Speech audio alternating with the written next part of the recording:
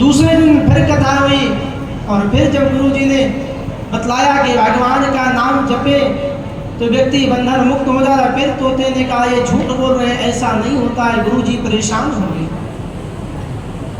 कि आखिर में ये तोता ऐसा बोल क्यों रहा है। जब सब चले गए तो गुरु जी उससे पूछने गए कि भाई तुम ये बार बार कहते हो कि झूठ बोल रहे हैं, ऐसा नहीं है, ऐसा तुम क्यों कहते हो। कहते हैं महाराज मेरी स्थिति वही है। मैं पहले एक बहेलिया के पास था, एक ऋषि ने देखा कि बड़ा सुंदर पक्षी है। वो ऋषि महात्मा मुझे अपने पास ले गए, खरीद करके तो ले गए, लेकिन महाराज और बड़े पिंजड़े में मुझे डाल दिया। बहेलिए के पास था तो मैं छोटे बंधन में था, लेकिन जब गुरु जी लेके गए अपने आश्रम में तो बड़े पिंजड़े में डाल दिया। और तो और महाराज उनके यहाँ तो दिन प्रतिदिन सत्संग होता है और यही हरि का नाम ही लिया जाता है, भगवान का ही नाम लिया जाता है, किंतु आज तक तो मेरा बंधन छूटा नहीं। और आप कथा में सुना रहे हो कि भगवान का नाम लो तो बंधन छूटे। तो ये बात बताओ कैसे, ये तो झूठी बात है, सत्य नहीं है।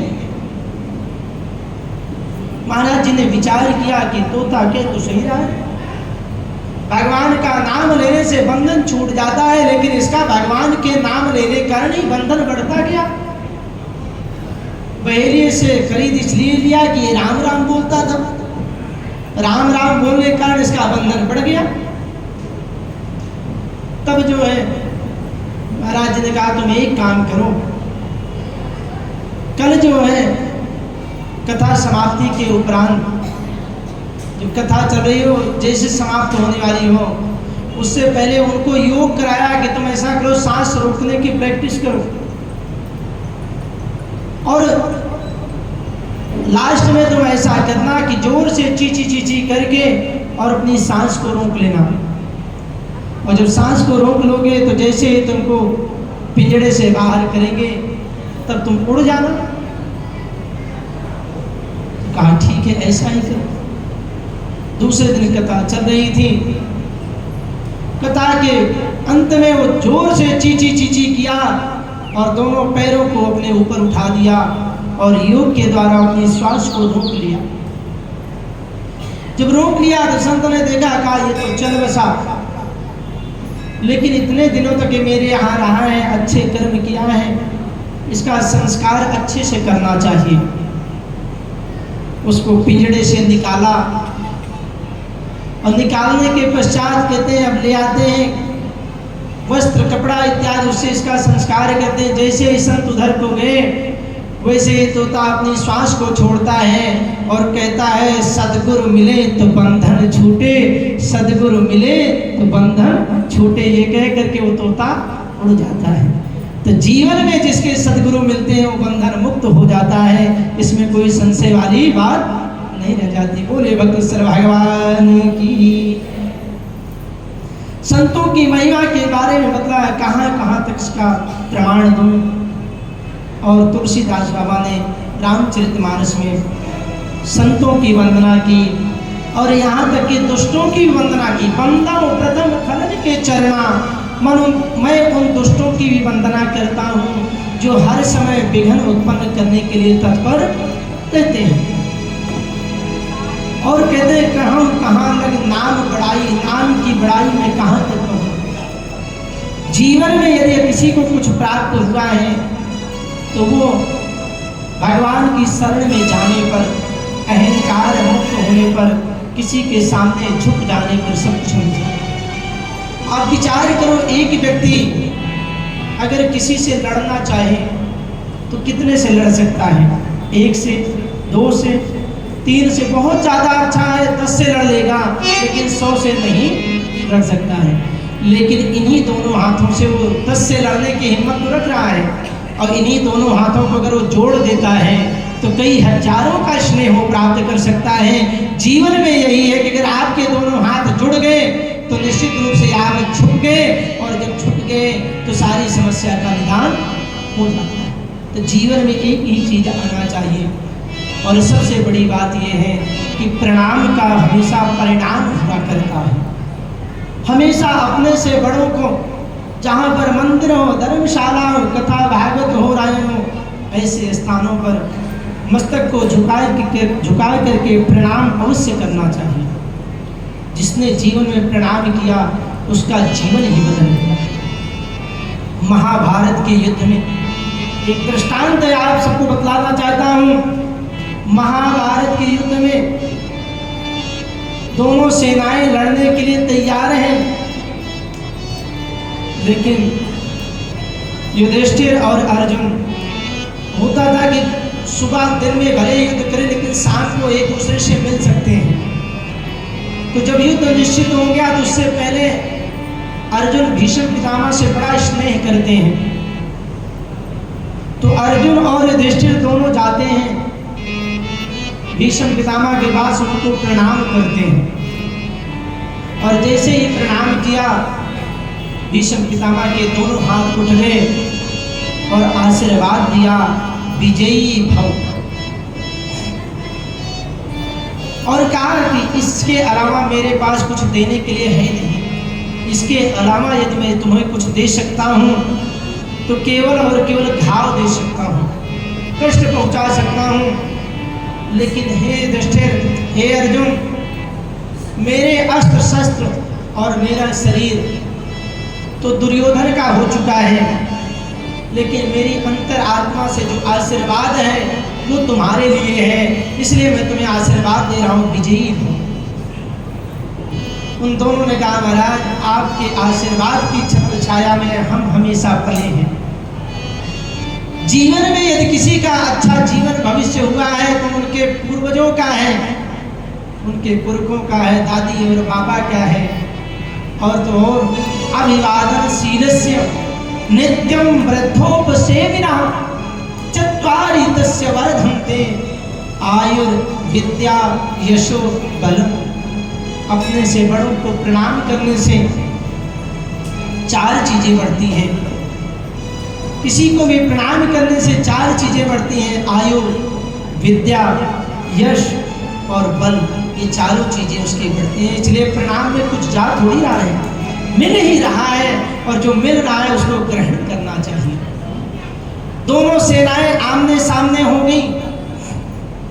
युधिष्ठिर ने कहा, एक बार बाबा को प्रणाम और करना चाहिए, क्योंकि अब युद्ध तो हो ही जाएगा। युधिष्ठिर अपने रथ को लेकर के बीच में पहुंचे और वहां से सीधे पैदल उतर करके कौरव सेना की तरफ बढ़े। दुर्योधन कह रहा, देखो अभी से इन्होंने हार स्वीकार कर लिया है। युधिष्ठिर अपने प्राणों की भिक्षा मांगने के लिए आ रहा है, पितामह आपके पास। गंगा पुत्र भीष्म ने कहा, पुत्र प्रतीक्षा करना सीखो, आने के बाद ही पता चलेगा कि वो क्यों आए हैं। युधिष्ठिर आए और आकर के सबसे पहले पितामह के चरणों में प्रणाम किया, और प्रणाम भी कैसे, साष्टांग लेट करके।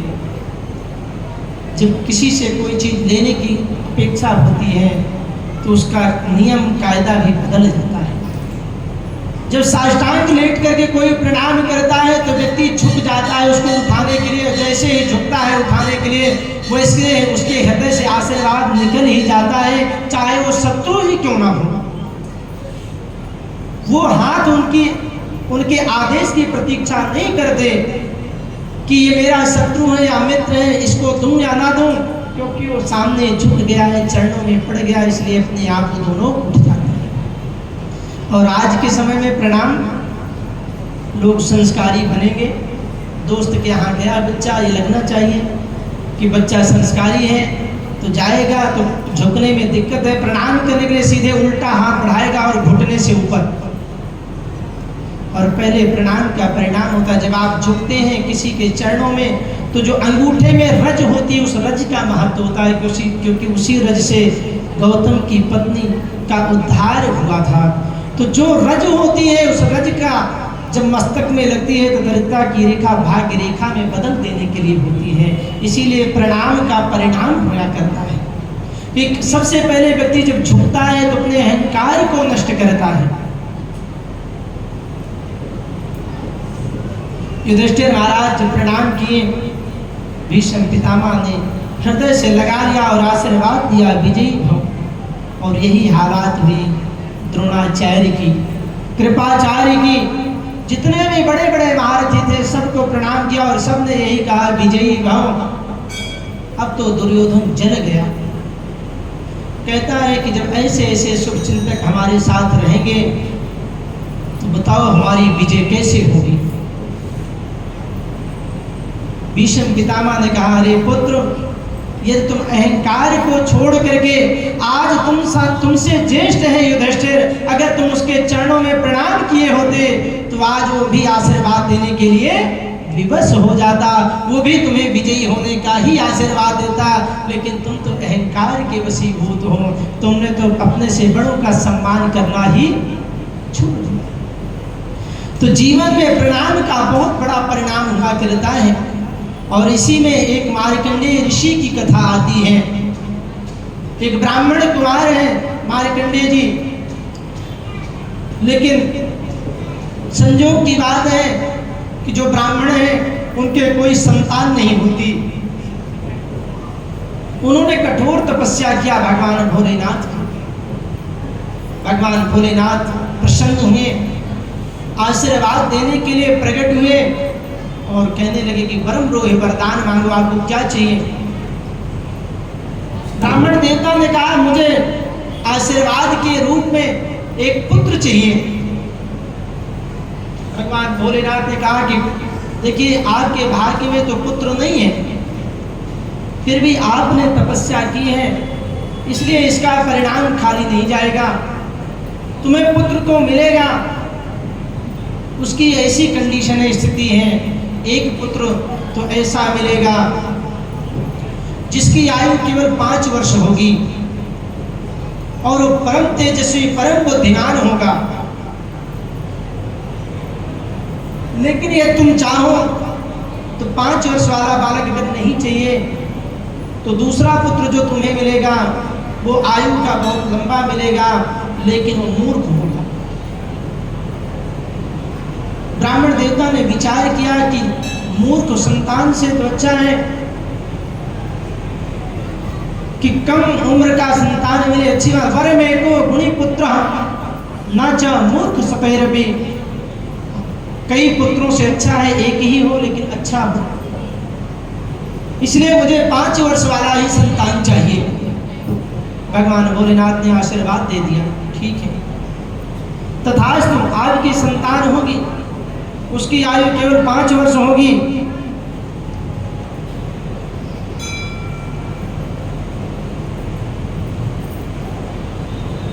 उसकी आयु केवल 5 वर्ष होगी। इतना कह करके भगवान अंतर्धान हो जाते हैं। समय की बात है, उनके एक संतान के रूप में पुत्र ने जन्म लिया। जन्म लेने के बाद पिता की दूसरी चिंता शुरू हो गई कि इसकी आयु मात्र 5 वर्ष है, क्या करें। जब 2 वर्ष निकल गया तो कहते हैं कि अब इसको लेकर के यहाँ से निकलना चाहिए। ब्राह्मण देवता उस पुत्र को लेकर के निकले। रास्ते में जितने लोग मिले सबको प्रणाम करवाते जाएं और सब उनको आशीर्वाद दें, सुखी हो, यशस्वी हो, कीर्तिमान हो। ये करते करते भगवान शंकर की नगरी काशी विश्वनाथ में पहुंच जाते हैं। वहां पर गंगा जी में स्नान कराएं और नित्य उनसे 1 लोटा जल भोले को चढ़वाएं, बेलपत्र चढ़वाएं। समय की बात है, वहां सप्त ऋषि जो है दर्शन करने के लिए आए कि भगवान भोलेनाथ के दर्शन करते हैं। सप्त ऋषि दर्शन करके लौट रहे थे, इतने में ब्राह्मण ने अपने पुत्र को उनके चरणों में प्रणाम करवा दिया कि पुत्र तुम इनको सबको प्रणाम करो, ये सप्त ऋषि हैं। और जैसे ही प्रणाम किया, सप्त ऋषियों के मुंह से निकला, दीर्घजीवी भव, दीर्घजीवी भव। इतना ही निकलना था कि तुम्हारी आयु लंबी हो। ब्राह्मण देवता प्रसन्न हो गए, कहते हैं कुछ भी हो, अब या तो इन ऋषियों की बात झूठी होगी या तो भगवान शंकर की बात झूठी होगी, दो में से तो बात किसी एक की झूठी होनी है। सप्तऋषियों ने पूछा आखिर बात क्या है, तुम्हारे इस प्रसन्नता का कारण? उन्होंने बतलाया कि भगवान शंकर ने इसको जो आयु प्रदान किया है वो 5 वर्ष है, और आपने इसको आयु के दे दिया दीर्घ जीवी भव। तो या तो भोलेनाथ की बात झूठी हो या तो आपकी बात झूठी हो। सप्तऋषि बड़े चिंतित हो गए कि अगर सप्तऋषियों की बात झूठी हो गई तो संसार में ब्राह्मणों पर, संतों की बातों पर विश्वास कौन करेगा? और जब विश्वास चला जाता, देखिए आज तक रावण जो है ना सब जलाते हैं, क्या रावण से ज्यादा आतताई कोई नहीं हुआ था? इनसे भी ज्यादा आतताई पैदा हुए थे, लेकिन रावण ही क्यों जलाया जाता है? रावण हर साल जलाया जाता है। रावण के लिए कहते हैं कि उसको जलाने के लिए उसको उतनी क्षमता तो होनी चाहिए। उत्तम कुल पुलस्त ऋषि नाती, उत्तम कुल का है, पुलस्त ऋषि का नाती है, लेकिन उसको जलाते हैं इसीलिए क्योंकि उसने कृत्य ऐसा किया था कि एक स्त्री का हरण किया, वो भी साधु के वेश में, और साधुओं के ऊपर संसार में भरोसा कौन करेगा? इसलिए हर साल रावण जलाया जाता है कि आने वाले समय में वो एक प्रतीक बने। तो यहाँ पर सप्तऋषियों ने विचार किया कि संतों महात्माओं की बात झूठी हो गई, जिनके ऊपर कोई भरोसा नहीं करेगा, और इन्हीं के माध्यम से भगवान के चरित्र का गुणानुवाद होगा, सबको पता चलेगा ये बात ठीक नहीं है। महात्माओं ने कहा इस बालक को मुझे दे दो, और इसको ठीक 5 साल के बाद लेकर के हम आपके पास आएंगे। सप्तऋषि लोग उसको लेकर के जब आगे बढ़े तो सबसे पहले देवराज इंद्र के दरबार में गए, वहां पर प्रणाम कराया। देवराज इंद्र ने भी कह दिया दीर्घ जीवी भव। सप्तऋषि लोग प्रसन्न हो गए, अच्छा हुआ अभी तक अकेले थे, अब तो भी आ गए। अब या तो इनकी बात झूठी या तो भोले बाबा की बात झूठी। देवराज इंद्र ने कहा अब ऐसा है, हम सब मिल करके ब्रह्मा जी के पास चलते हैं, इसका निराकरण वही करेंगे। उस बालक को लेकर के ब्रह्मा जी के पास गए, और सभी ऋषियों महात्माओं ने, देवराज इंद्र समेत सब ने प्रणाम किया। सबसे अंत में उस 5 वर्ष के बालक को भी ब्रह्मा जी के चरणों में प्रणाम कराया, और ब्रह्मा जी के मुख से भी निकला दीर्घ जीवी भव। इतना कहना था कि सारे प्रसन्न हो गए। अब ब्रह्मा जी जाने और शिव जी जाने, इनके दोनों के बीच की बात रह गई, या तो इनकी बात झूठी या उनकी बात झूठी। मैं तो बच गया। और देखिए जब कोई विषम परिस्थिति होती है ना, तो वहाँ से हर व्यक्ति बचना चाहता है, उनमें पड़ना कोई नहीं चाहता है। जब पड़ जाता है तो दूसरे के कंधे पर डालना चाहता है कि भैया वो जाने, उनका काम जाने, किसी भी तरह से मेरे अपने प्राण बचे। ब्रह्मा जी ने विचार किया ये क्या हो गया? तो ब्रह्मा जी ने कहा ऐसा करो, आप सब महात्माओं मेरी मदद करो, मेरे साथ इस बालक को लेकर के चलो। और सब लोग लेकर के भगवान विष्णु के पास गए, और जब विष्णु भगवान के पास गए तो सब ने प्रणाम किया, उस बालक को भी प्रणाम कराया। विष्णु जी के मुंह से भी निकला कि दीर्घ जीवी भव। सारे प्रसन्न हो गए कि विष्णु जी जाने और शंकर जी जाने, मेरी बात तो बच गई। अब वहां पर विचार किया भगवान विष्णु ने कि हर समस्या में ये देवता लोग मुझे ही फंसाते हैं। सुर नर मुनि के यही रीति, स्वार्थ लाग करें सब प्रीति। कोई भी समस्या आए तो सबसे पहले मुझे ही फंसाते हैं, लेकिन कोई बात नहीं। अब इस बालक को लेकर के आप सब लोग मेरे साथ चले और भगवान शंकर की शरण में चलते हैं। सारे लोग लेकर के भगवान शंकर के पास पहुंचे, और वहां पर सभी ने प्रणाम किया। बाद में उस छोटे से बालक को भी भगवान शंकर के चरणों में प्रणाम करवा दिया। भगवान शंकर के मुंह से भी निकला दीर्घ जीवी भव। इतना कहना था कि सारे देवता प्रसन्न होकर के नाचने लगे।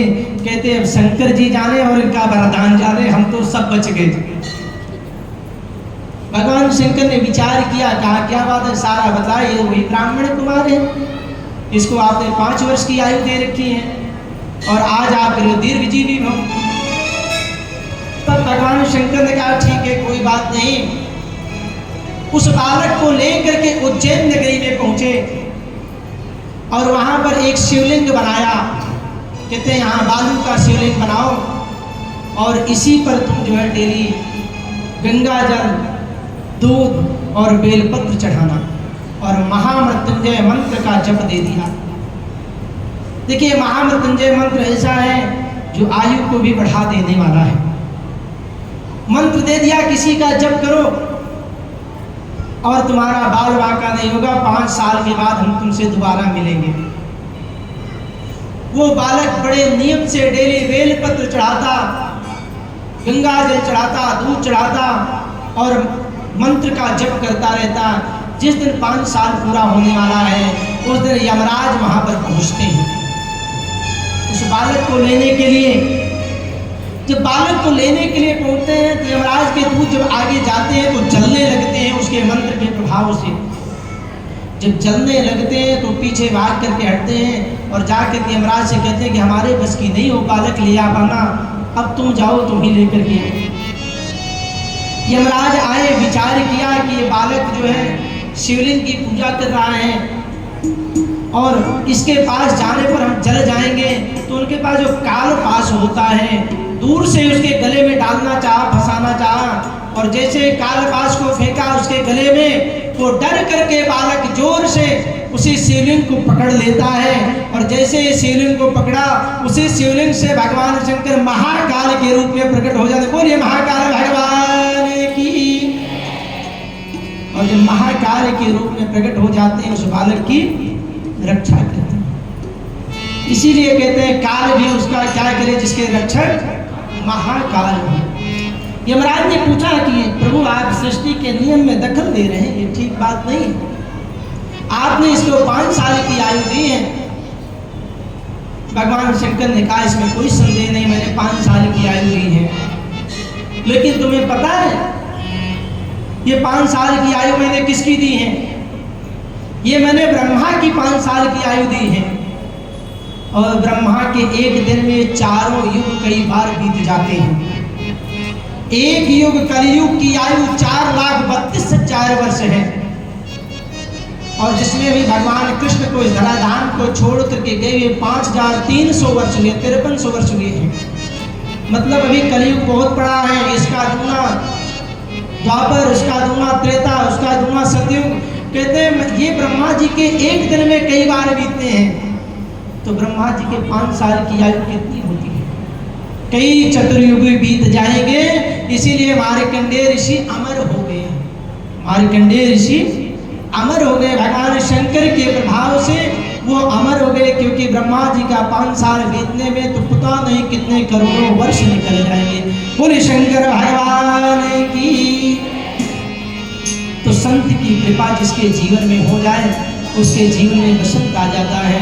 आइए हम सब मिल करके एक सुंदर सा भजन और उसके बाद आरती और फिर आज का विश्राम यही, फिर आगे की कथा कल।